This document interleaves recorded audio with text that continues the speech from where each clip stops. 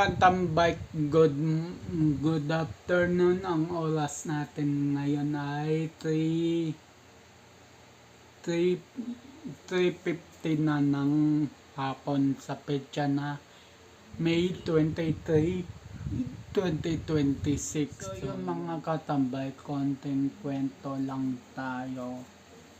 Kasi yung vlog ko kanina, naka-ready na, all set na. Nung download ko, failed. Download, upload failed. Upload failed. Tapos may kulay pink. Pink ba yun o pula? Color blind kasi ko. Tapos hindi ma-share. Delete o promote lang. So, hindi ko alam kung ano nangyayari. But anyway, kwento-kwentuhan lang muna tayo. Kasi yun. Hinapon na ako kaka-edit. Tapos, nauwi lang sa wala yung pag-upload ko. So, laking hinayang yun sa akin. Pinagpaguran ko yun. Halos late na nga ako kumain. Hindi pala, halos late na ako kumain doon ng almusal. Dahil sa vlog na yon, tapos magkakaganyan pa. So nakakasama lang ng loob dahil yun nangyari. Pero think positive pa rin ako na malalagpasan ko to. Magiging okay na lahat. Downloads, upload ng videos, malalagpasan ko to. So, ayun mga katambay, hindi na ako nakapaglinis, no, kasi kakagising ko lang, natulog kasi ko. So, ayun, i-share ko lang yung paglipat ko sa kabilang bahay sa Kamarin. Matatagalan pa. So, ayun. Matatagalan pa yung paglipat ko dun.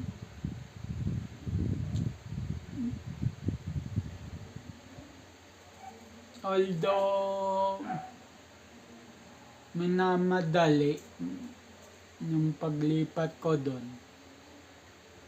Sa isip-isip ko, wala pang second floor. Sardinas ang labas natin yan. So, hindi ko alam. Takbo ng buhay. Hindi ko alam. Baka bukas,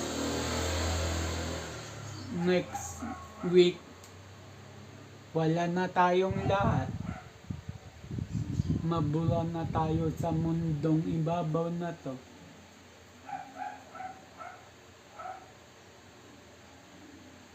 Hindi natin alam ang buhay. Kaya hanggat maaga pa, gawin mo na gusto mong gawin. Kasi pagka nawala ka na sa mundo, din mo na magagawa yung mga ginagawa mo ngayon.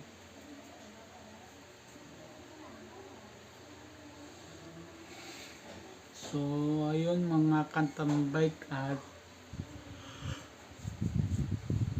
ikwento ko sa inyo yung nangyari kahapon na may pumuntang subscriber.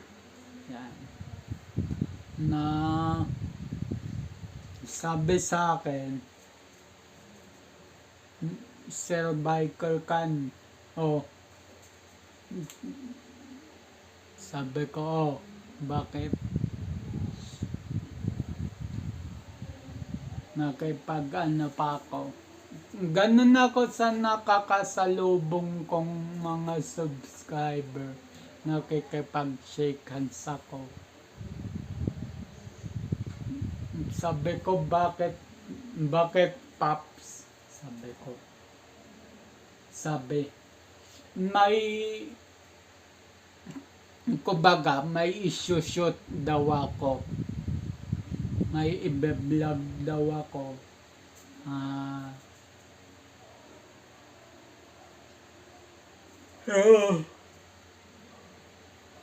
Dalawa to eh. Dalawang bisikleta na ibebenta. Sabi ko, sige po, pinakita sa akin picture ng dalawang bike. At nakalimutan ko lang hingin. At hindi rin naman binigay sa akin.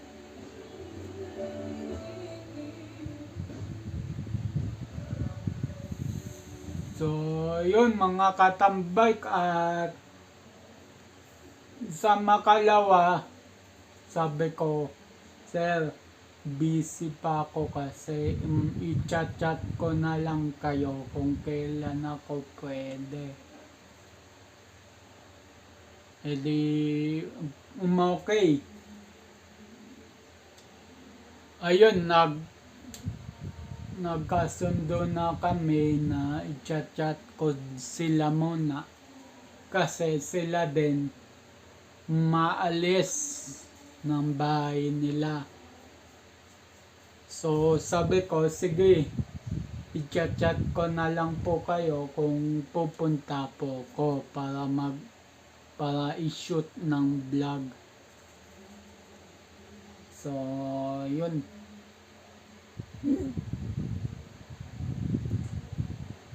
So yun. Nung pag-alis ng dalawang subscriber,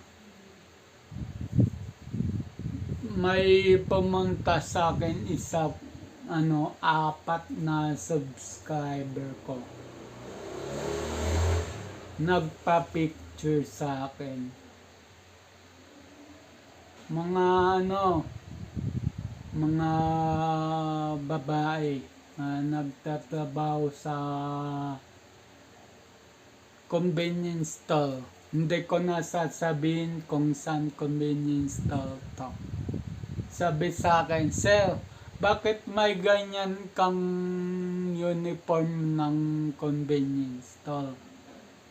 Sabi ko, dati kasi ko dyan. Sabi ng isa, saan sir? Sayang naman. Sabi ko, na-endo na kasi ko. Sa may, hindi ko na sasabihin yung lugar. Bandang Manila, sabi. Pero, sinabi ko sa kanila yung lugar. Hindi ko lang sasabihin dito sa video yung lugar. So, yun, sabi ko, doon sa may bandang Manila. Sabi sa akin, sayang naman sir kung na-endo kayo, dapat ni-renew nyo, sabi ko. Hindi ko pa alam ang renew noon eh. Hindi ko pa alam eh. Sabi sa akin ng HR naman, pagka once na naka-apply na ako sa convenience store na to, hindi na ako pwedeng umulit. After 1 year. 1 year, pwede ka na uli mag-apply dito, sabi sa akin. So, yun. At Yun, isang maikling vlog lang to, isang maiksing ano lang to. So, yun, papaabutin ko na lang to ng ano. Hindi ko na sasabihin kung ilan. Alam na ng mga vlogger yun.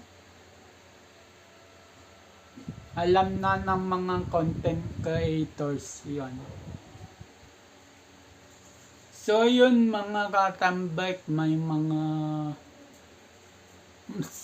mga sira akong gamit dito na hindi na ginagamit, na dinispose ko na yung iba, pinagja-junk shop ko yung iba, tapon sa basurahan. Kaya kumonte na yung mga gamit ko rito. Kumonte na. At may isang nagtatanong sa akin na kung hindi na daw ba ako magbabike, kung ibebenta ko daw ba yung bisikleta ko, ang sasabihin ko sa'yo, kasi kinausap niya ako personally. Ngayon, sinagot ko na siya noon. Pero sasagutin kita ng dito sa video. Hindi ko po ibebenta yung bisikleta ko. Hindi man ako makapag-bike,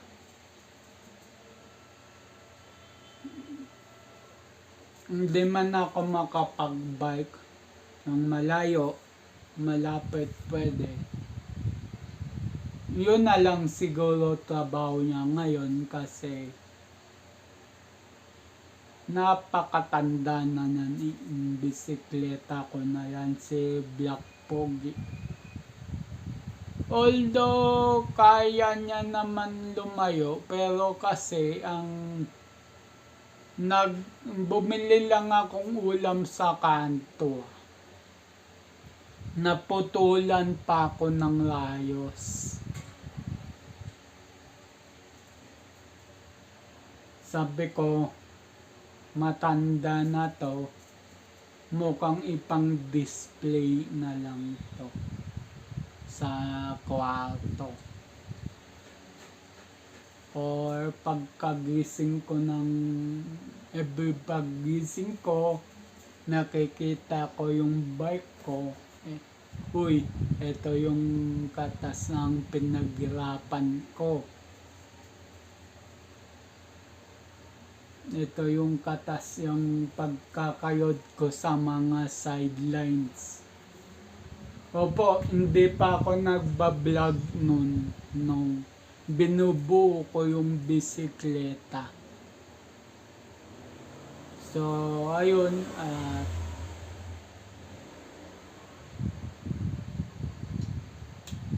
So, yun lang. At hanggang dun lang ang i-share ko.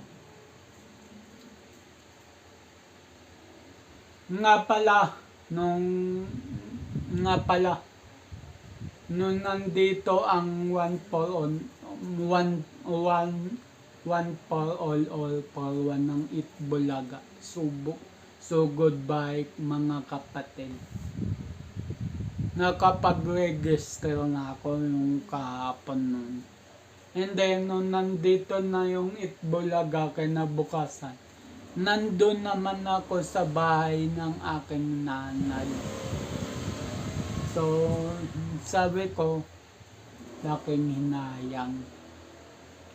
Pero sumagi din sa isip ko na family first. Family first. So, yun. At dito na lang talaga ang aking video. So yung mga katambay, ang oras natin ay 4:05